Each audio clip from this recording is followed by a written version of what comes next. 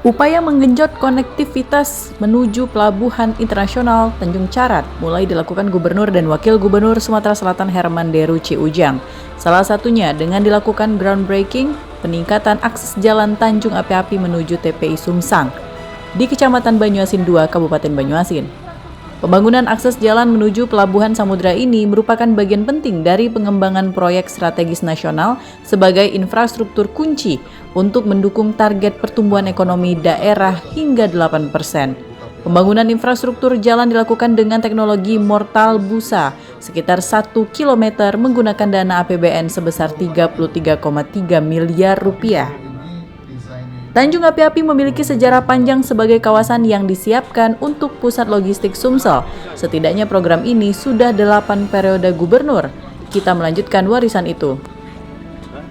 Meski ekonomi Sumsel selama ini tetap tumbuh kuat meski belum memiliki pelabuhan ekspor impor sendiri, dengan terwujudnya pelabuhan Tanjung Carat, Sumsel akan memiliki pintu ekspor bagi komoditas unggulan seperti sawit, kopi, dan kelapa yang selama ini harus melalui pelabuhan di provinsi lain. Ini pengganti tanah timbul. Jadi kita berharap daya tahan jalan menuju pelabuhan ini bisa lebih lama. Dengan konstruksi yang luar biasa ini, kita yakin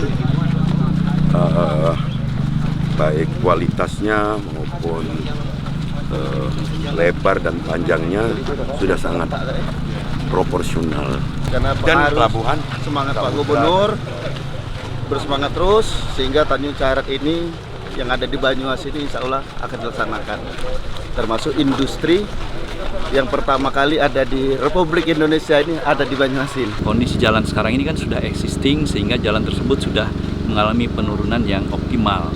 Nah, bagaimana kondisi jalan ini bila ke depan bisa lebih stabil lagi, yaitu dengan mengganti tanah yang berat dengan tanah yang lebih ringan. Pekerjaan fisik ruas Simpang Tanjung Api-Api Sumsang dimulai November 2025 melalui skema Impres Jalan Daerah.